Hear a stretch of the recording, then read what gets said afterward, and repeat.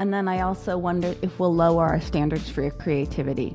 So as I looked at the ease of those 3 PowerPoints, and then I saw, sort of the uniformity of them, and it was just so nice to have it done that in a sense I lowered my standards for what I would have produced if I was creating them myself. Buongiorno. You're listening to Going, Where God is at Work, a podcast that sits at the intersection of missions theory and practice. We're walking out our call to ministry in faraway places and happy to have you join us on the journey. I'm your host, Jesse Pauli, a missions leader serving in Rome, and I'm here with Alessandro Di Leonardo, our church planter in Cisterna di Latina, and Jen Williamson, our missiologist who lives and works in Lyon. Morning, everyone. Good morning. Good morning. This is it's been a little bit of a hectic morning for me. I'm drinking out of no one can see this but you guys, keep calm and play rugby. I should have one that says keep calm and record a podcast or something. But how are you guys doing today? I'm okay. I'm watching the kids for these next 4 days. I think it's the longest Allison's. My wife has been away, is going to be away, and it's the longest I'll be watching them without her. That's good for you. You said watching and not babysitting. I heard this other podcast, and the husband always refers to his time alone with the kids as babysitting. And the other host always give him such a hard time. They're like, no, they're your kids. You're not babysitting. You're being a dad, That's funny. Yeah. How about you, Jen? Yeah, I'm good. I was in Albania last week at the International Coalition for Evangelical Theological Educators with 600 theological educators around the world, participating in a work group on how we train for polycentric missions. So maybe in a future podcast we can talk a little bit about that. But it was good. But what I will say is listening to that group of people who are sending and receiving around the world, the way forward is missions with, and it was really clear that's what we need to be thinking about. So that was encouraging to me to be able to participate in that last week. Oh, that's really cool. Yeah, I look forward to hearing more about that. Well, today we have our 3rd episode in our mini-series on artificial intelligence, which some might argue is also the future and the way forward. And unfortunately, Alessandro wasn't with us on our last episode, but he still took part in our discovery, let's call it, of AI by practicing. So we're excited to see how that went down. Last episode, Ted shared with us some resources about that he uses when it comes to artificial intelligence, some tools. And one of the biggest takeaways that we came away with was that we just need to be lifelong learners, because this stuff is just changing. New things are coming at us, and how do we learn? The world just keeps going forward with new discoveries, new inventions, and I think it would be sad if we didn't also stay attentive to that and use that for the good of God's mission. But before we talk about the AI tools that we all discovered or tested and played around with, how do you make time and space in your life for ongoing learning? Do you have anything that you use in particular for staying up to date on the latest things that are being developed? Well, ongoing learning obviously can mean all areas of your life. And I think there's going to be overlaps. You know how, if you want to stay healthy, you should have like hobbies. You should have moments where you kind of detach from the work that you're doing. But there's just going to be some overlap, some things that you just genuinely enjoy doing is not necessarily for the work. So in those cases, it's easy because you're doing something that could be for anything. And so it relates or it's applicable then to the work area. And then it's the ones that kind of like, oh, I have to do this for work. Then you kind of have to schedule time for that, and you're going to have to put it in your work hours. So that's how I see it. Like, there's a lot of things that I just genuinely like learning about. And so it's applicable then to the work day. I actually wrote into my strategic plan, which was approved by my boss, 4 hours a week for reading. That's reading journals like Evangelical Missions Quarterly. That's reading books that are relative to missiology and to the world. So one thing I want to make sure I'm staying on top of is, my field of interest, and continue to develop an understanding and read experts in the field of missiology.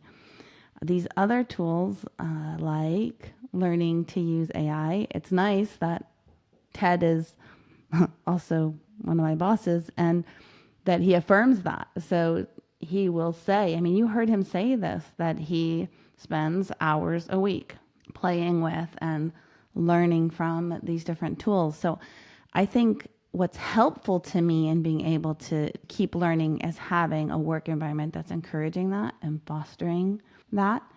So I don't feel like I'm cheating work hours when I take time to invest in learning and in reading things that pertain to my work and that are relevant to my role. But I agree with Alessandro. There's other things. I think, Ted talked about how he's a hobby junkie, but that he thinks it's really important to have lots of interest because it makes us better at mission and at our work. And I agree with that wholeheartedly. So I put 2.5 hours of pottery a week into my schedule. And it's not always easy to just step away from the computer or the housework or the other things that need to be done and go do that. But when I do it, I do come away with a clearer head and a sense of having been creative and, done something different, and it refreshes me for the other things. So I think, and I'm learning pottery, I'm not good at it. And so it requires some brain power and muscle memory power and things to do. I'm learning new pieces of music right now. So David and I are working on some guitar and piano duets. And I think whatever you're learning a new language, whatever it is, it's training your brain to be a learner. So like to Alessandro's point, whatever you're interested, whatever you're curious about, pursue that, I would say, because you're training yourself to be a learner. Yeah, I find it, I think too, maybe you guys, because you guys are both at different seasons, maybe in some ways than me of parenting. I find like the different seasons of my kids' life have changed how I go about like learning too. So when they were still really little, barely, moving around the house, I was able to, spend a little bit more time reading. Or now like they're always going, always moving, and so it takes a little bit more intentional effort to try and find time. And a lot of time right now it is audio, like it's stuff that I can put an earbud in while I'm walking kids to school, or playing at a playground or something, and I can kind of catch a little bit. I'm not even still giving 100% of my attention to it. But I found, different seasons of that being, or different seasons of life, meaning learning different ways. And I think one of the things I think would be fun is to kind of go back to that, like that idea of proximity, like where you can actually just go and spend time with someone that you want to learn from for, a week or so, and just kind of, I don't know if that will be more possible in the future, but I hope it will be more possible in the future. Right now, I think podcasts and other things kind of fill that gap because you can have them in your ear while you're listening. But it would be cool to be able to shadow someone and see and follow them and learn a little bit from them. This idea of learning, though, is so important, I think, with the artificial intelligence piece, because I think in some ways there's I would go as far as to say maybe even an abuse of it, to where people are not wanting to learn, and they're just wanting the technology to hold the information for them, and to tell them it when they need it.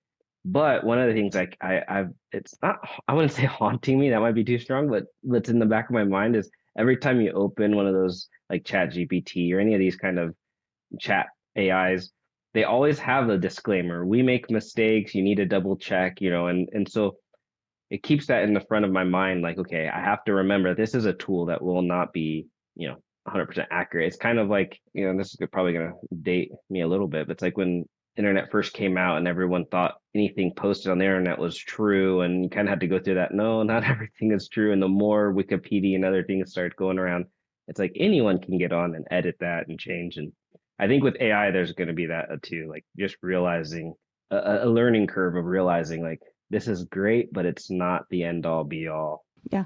And like we talked about before, sometimes it is making us dumber. Yeah. Yeah. Like you kind of like referred to here. And stuff like that. Yeah. Are we really learning, or are we learning to be dumber? I like to think of it as you only have so much space in your head. So I don't think it's dumber. I think it's just, okay, I'm dumping that piece. I don't have to think about it. So then I can add more to another piece. But just to kind of talk a little bit more about the AI learning aspect, there's going to be pioneers like Ted, and I would call you a pioneer, Jesse, in this world, at least any technology stuff, and even my wife, Allison, where I just wait for you guys to try things. And then when there's something that you like, then I'm like, okay, now I'm going to try that. And there's just some people who are going to want to do that, and that's okay. And then some people like me who see the world of AI or any world, right, and just feel it's daunting.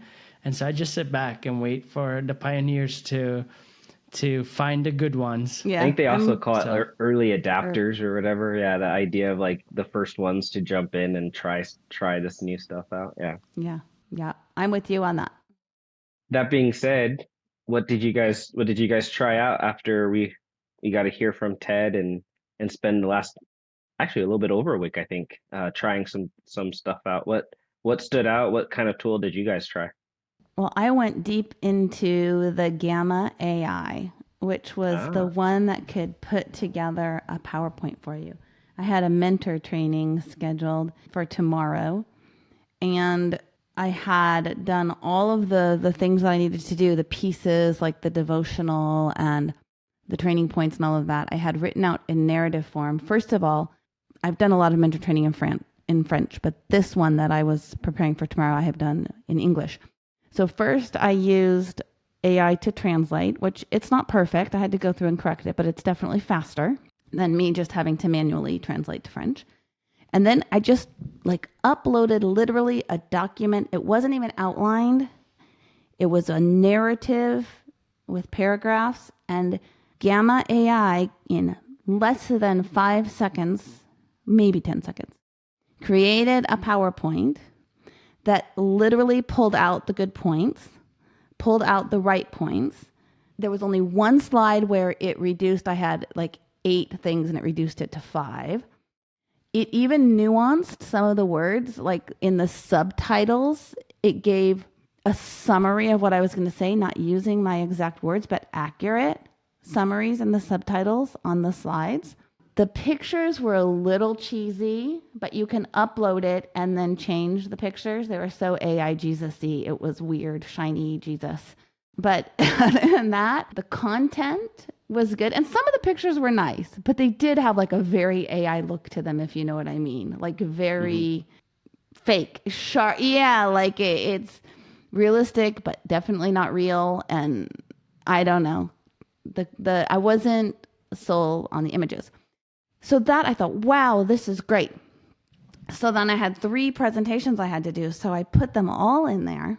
And even though I chose different styles for the slideshows, which means you're choosing, I want these colors or these fonts or whatever, which Gamma AI lets you do, it actually kind of produced the same thing for all 3 in terms of one slide had a pyramid looking thing, and one slide had points stair step down, and one slide had it actually, I was like, okay, this is just choosing a template on PowerPoint, but it's all the same. It's as if there was not any really variation. So that was a little bit disappointing to me. I thought, okay, so we have a standard 10 slides and we're going to fit this information into these standard 10 formats.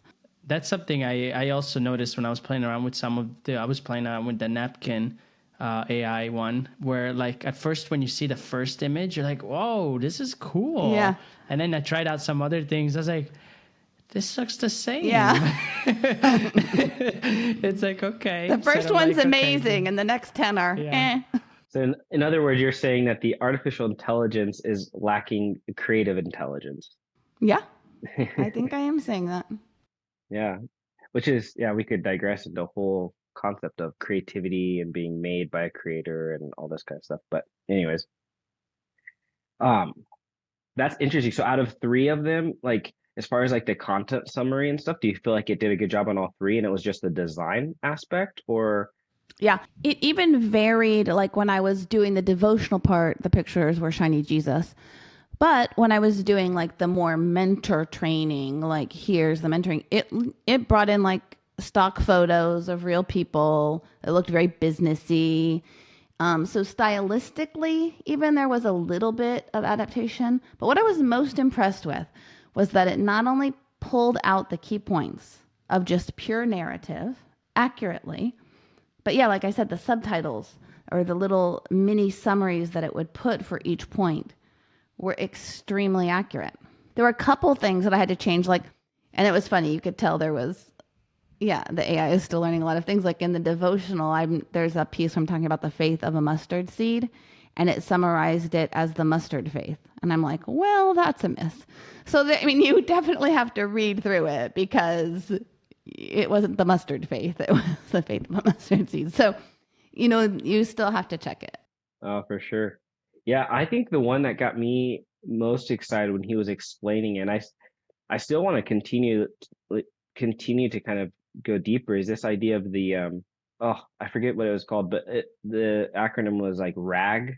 So that NotebookLM, and the idea that you put the sources in and then it only Yes. checks based off of those sources. Yeah. That really, as a leader, that really like got me intrigued and excited, because I thought, any notes that I take with anyone I'm supervising, any like personality profiles or Berkman Yeah. things that I could have that all in there, and it could Yep. help me if I'm trying to figure out how to help them with something. Yeah.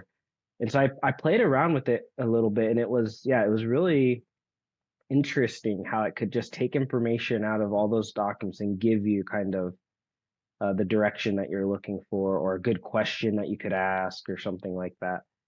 Yeah, and you could upload like your human resources manual along with the Exactly. profiles and things too, so that you can check things against each other. But again, it's still only the resources that you've input. Yeah.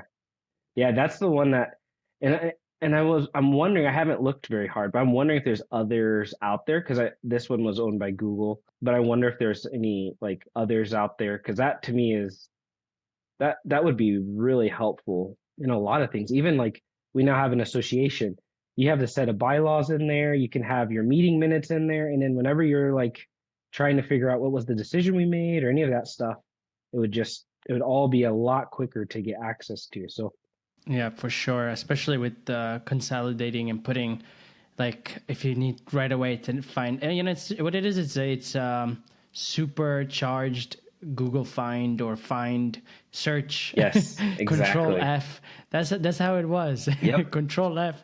See if I can find it, and now it's like putting it all together and Exactly. giving you the answer a lot quicker. But remember, Ted also said that he noticed that there was 2 mistakes when he sent to those donor. I forget, like it was a people on the donor board or something, Yeah. and they were not there anymore, but they didn't pick that up, and so definitely we need to check that. What I tried was so I actually never tried any of the AI tools, and not even like Chat GPT, but when I heard him that you can have a conversation to learn the language of practice, that's the first thing I tried. And so I did it. I'm trying to learn Filipino Tagalog. I asked him, can we speak in Tagalog? And he responded in Tagalog. But now Tagalog is in its purest form. Not many people speak that. And so I was having a hard time. Like I could understand some words. And so then I said, could you do Taglish, which is the Tagalog in English? And he reverted to Taglish. Yeah, and so that was awesome. I was like, okay. And then I said, could I respond to you in English? And he did that. And so we were having a conversation. The drawbacks was 2 of them, because I used to kind of like get a tutor to practice conversationally. One is that they don't have a conversation in mind. They'll just ask like simple things. What do you want to learn? Things like that. And obviously, maybe you can learn to ask him to come up with a conversation. I didn't try that. And 2 is when I was like trying to think, it would then talk again, because they were like, kind of like, are you still there? and that kind of put a lot of pressure. I was like, oh man, like, give me some time. I got to think. I don't know what to respond. I'm still processing what you just said. I'm not good in this language. So it was a little bit pushy, let's say. So it's kind of realistic depending on what culture you're in. Exactly. I mean, a little realistic, but I think if you got a tutor who's looking at you in the face, they would slow down if they knew what they were doing. For sure. Oh, that's so good. Yeah, I found ChatGPT to be helpful as well with the like the whole idea of translation, like of documents and stuff, but also of like sometimes I would write something and I'd be writing it half in English and then I'd have like an Italian thing in there and it would like understand even a mixed language that I'm putting into it and then give me back what I wanted. So I've found ChatGPT to be really interesting how it's able to understand the various languages. And I even shared someone like I think a day or two after that's learning Italian here was asking me like, yeah, some of my friends talked about trying to use ChatGPT. I was like, we just did a podcast about that. I literally just thought about that. And so I think it's going to catch on to a lot more people that will be doing that language learning through. Yeah, so this summer I'll have the an opportunity to translate for a team in from the Italy to going to the U.S. And there's just some vocabulary, sports vocabulary, and even some body parts I just never learned in Italian. And I could easily Google it, but you're gonna have to like you find a little bit here, a little bit there. I just quickly ChatGPT and it made a long list, and then it said, "Do you want more?" I said yes, and it got more specific. It's like, man, this is just all here. I just have to study these pages. I can't put it in my brain though, so we're not there yet. Yeah, I think actually I would ask the question, what do you think has been like the biggest benefit of artificial intelligence? Saving To me, it's time. reducing time. Yeah. When it did those PowerPoints for me in 10 seconds, I felt like I got half a day back. Yeah. Like 3 PowerPoints in 10 seconds each. That would have taken me at least half a day. Using Canva and things that already help you a ton, right? I'm not starting from scratch. Nobody should anymore. But still. Oh, you know what I just thought of? I wonder if with that like RAG technology, if you can put in like a grammar book that you trust and then ask it to make corrections based off of, of something based off of that source alone, and maybe it would be more accurate than if you're just asking, like a broad, internet-based AI. I So wonder. anyways, Yeah. So the way AI works, or at least the way to make it use at its full potential, is the more you have to feed it, right? The more it has to learn, and that's where it gets like you need more powerful computers. So obviously, maybe it can handle a grammar book, but I think the more like you're like, hey, I really want to like do something with AI, you just have to keep feeding it. Then you have to kind of have your own server. You're gonna have to have your a place to store everything, just because it does. I've heard that you need more powerful computers to kind of process it all, which makes sense, right? yeah. Because it's like it's a brain and it needs more space, more running power, and everything else. Me too. Yeah, I think it's, and that's probably why there's what's the word, a market for it to be paid, you know, and this idea of like, okay, Google and some of these big companies are going to have, paid for services because then they host the server and they can try and keep it all web based and yeah, essentially lighter for the end user at a cost. I haven't played around with paying for any of them yet to see like, or even a free trial of the paid. So I have no idea like what the benefit of that is. The thing that I want to, the one benefit, and I don't even know if this is a benefit or if it exists, I need to look into it, but the hope I would have is for translation of documents to where it actually formats it in the same format of the original document. It's like if you have a DeepL does certificate. that. Yeah, it does it pretty well. DeepL does that. So I tried it, but it wasn't quite like perfect. I don't know. I struggled a little bit. So maybe I need to play around with some settings or something, but No, it has to be the paid one. okay, maybe that could have been it. The paid one. I did it with my taxes. I needed that for something, and I input it in. And taxes, how they are, like all boxes and things like that. And it 100% did an excellent job. Because that's something I need to figure out. And I just like I think yesterday night found out that Canva has a way of doing it too now. So I wanted to play around with that and try it. But anyways, I'm hoping that at some point you just stick it in and it automatically gives you it formatted in the correct thing. So I guess this there's a flip side to this. Then these are all benefits. Everything goes faster, quicker. but there's a side to this that is probably, is it a necessary evil? Are there, what's some of the drawbacks having tried this now for for a week or so? What can you see as being a drawback to missioned work? I wouldn't, definitely evil. That's that's huge. Yeah, And I do think strong. obviously that's with many things that it can get to there.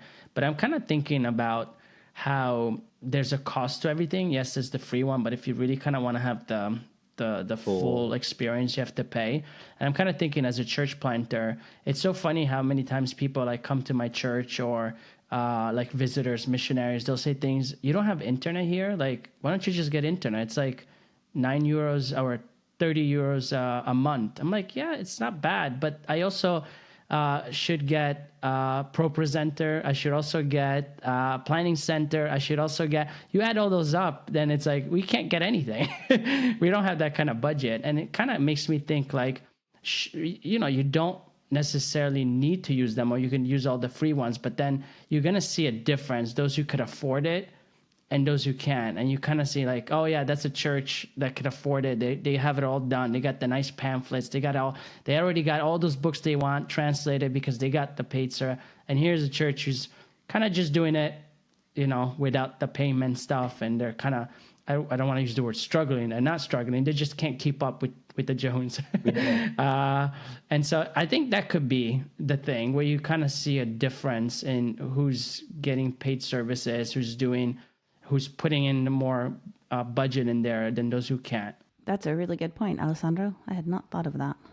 Yeah. Yeah, I was just thinking of job loss. I was just thinking of like, as we were talking about translation stuff, I'm thinking, yeah, there's somebody who studies languages and is wanting to get paid. And I think there's always going to be a necessity for interpreters and for translation services to some degree. Mm-hmm. But it's definitely going to be less. Like there's going to be less of a need for it because easy things are going to be taken over, or have already been taken over by, artificial intelligence and the internet. So it's yeah, even the language learning piece, it's like you can do a lot, but there's still going to be a point where you need to have conversations with somebody, like you were saying, someone that can read your facial expressions, can help you understand emotionally kind of where you're at. And yeah, the job market is definitely probably the first obvious thing that's going to hit people. Do you have anything to add to that, Jen? I agree with the people. And then I also wonder if we'll lower our standards for creativity. So as I looked at the ease of those 3 PowerPoints, and then I saw, sort of the uniformity of them, and it was just so nice to have it done that in a sense I lowered my standards for what I would have produced if I was creating them myself. So it does make me wonder if we'll lower our standards for creativity for the sake of convenience. Or cost as well. Like maybe not doing it yourself. If you pay, I'll just throw out a number. You could pay $500 to get this thing done really well, beautifully done by an artist, this and that. Or you can get AI to do it for €100, and you're like, yeah, like I don't need it that bad. I'll just get the 100. But in reality, it's like, no, it would have been better it would have been much better if you went to 500. It's just when you kind of start comparing cost. Yeah. I was curious, Jen, did the presentation come out as a PPT file, like as an actual PowerPoint file? No, you can upload it to whichever type of file you want. I could have uploaded it as a PDF, as a Google slide, it lets you choose what format you want to upload it as. I'll have to look into that because I wonder if you could have like had it as a PPT, stuck it in PowerPoint, and then for sure, chose a different theme to see how that. Yeah, but it's putting, you know what I'm saying, how it's blocked things out. Like I said, I can swap out the shiny Jesus pictures like that. That's exactly what I was doing. Like I uploaded it into PowerPoint, and then I was correcting the mustard fade. I mean, you can correct text and stuff in the actual Gamma AI platform. Mm-hmm. I found it more difficult to change pictures. And it just wasn't intuitive. I'm assuming there's a way to do it, but it was not something I thought I can do this easier if I just put it in PowerPoint. So I opted for that. So yeah, maybe I could have played with it more in PowerPoint, and maybe you use it like a template. Again, the content was good. it broke out the content really well. So maybe at Yeah. this point, that's the move. Yeah. So based off of this experience that we had, what kind of motivation do you have to like dig deeper into AI to use it more, or are you kind of like, yeah, I'm gonna stick to pencil and paper like I used to do, or I don't use pencil and paper. I became a believer, I think, yeah, at least to some of the tools. I mean, even today, there's so many. I graduated as an engineer and I was exposed to so many tools. There's just some tools I still don't use. Like I have a tablet and I still don't use it to its full potential. I don't take notes in it. And there's that. My wife, she uses it all the time, and she uses every technology piece she buys. Every equipment, she uses it to full potential. I'm just never been that kind of guy, and so I don't think AI is going to be that as well for me. There's just some people who really like going deeper in certain things. yeah. I definitely think that I will use I've been using ChatGPT for a ton of like word processing stuff, but then also this concept of the RAG I really like. I'm Yeah. interested in maybe even finding a way to pay for some of the premium services with that, because I don't know, that just seems like it would save me a ton of time Yeah. processing through things and finding the answer to questions that like I know I have that somewhere in a file, but I just yeah, digging around for it would just take, a lot of time. So I'm definitely on there, but I do hesitate. I thought I was gonna like it a lot for the creative artistic side, logo making and picture generating and stuff, but that part I just have not found to be worth the time and effort. Agree. I agree. Yep. Sorting through data. I have like a mailing list of 600 people that we've been having to go through and find doubles and things like that. I mean, that is saves so much time for those sorts of things. Yeah. So I would say at the end of the day, it's kind of like every tool, everything that we have at disposition. There's going to be times where it's appropriate to use it. There's going to be people that abuse it, people that use it correctly. I mean, I feel like that's kind of, you could say that about everything. The baseball bat could be used great for hitting a baseball, but if it's used for, hitting your kids or your wife because you're an abusive, like it's like you could take anything and abuse it. I think this is just another situation with that. And I think also we have the problem of maybe being flooded with too many options sometimes. And so you kind of have to try a couple things. And hopefully this podcast is helpful to people, or in the one with Ted where you hear things and it's like, okay, those stood out to me as something I would try. And so I'll give that a try, but don't need to go down the rabbit hole of all the stuff unless you are, a techie or someone who's interested in all that stuff. But yeah, I think in the mission field, we have to be a little bit more sensitive. I'd love kind of as a concluding thoughts to hear your guys' interaction with this idea, but we're in the work of people. Like we are ministers of God's word, working with people's souls, and there's something, I don't know, there's something about the necessity of keeping those skills sharp, of interacting with other people, that I fear if we get too bogged down into the benefits of artificial intelligence, we're going to get dull at that practice of how do we engage, how do we interact with people. And so I think we should be aware of that and not throw the baby out with the bathwater, but recognize that we do need to make sure that Yeah. we are keeping those skills sharp. Any other concluding thoughts before we wrap this up? I think just also I would encourage people to play with some of it. Like think of it as a game. Like don't go into it your first time where you actually have to come out with a quality product, but maybe test it in some areas where you have some wiggle room to play and discover. Because I think if you're under pressure, it's going to be really frustrating. But if you look at it as just, I'm going to give myself an hour to play with some of these tools and see what happens. Yeah, and I think a lot of it is also just for learning purposes where they don't necessarily need to be shared. You just kind of, just as you were before, using Google to look up things. So definitely, if you don't want to kind of like, if you have reservations about kind of saying, yeah, but I feel like it's fake if I didn't do it, this and that. Okay, that's your convictions, but at least you can use it to better, better find information and read it and improve. And so there's still usage for people who kind of don't want to go in the producing side of things. They just want to, you can use it as a place to just look for things. Yeah, research engine. Yeah. Yeah. This has been great. We barely touched the surface on artificial intelligence. I mean, there's so much we could have got into, from sermons that get written with it to medical diagnoses that are happening way quicker because of artificial intelligence and this kind of stuff. But so we only scratched the surface. Hopefully this was enticing and gave all of you a little bit of things to think about as you discover artificial intelligence and look at how it could benefit your ministry. But we want to say thanks for tuning in to today's episode, and we hope you enjoyed the conversation, found it insightful. Your ministry is important, and we hope that you consider your time with us as an investment in your work that you do. So don't forget to subscribe.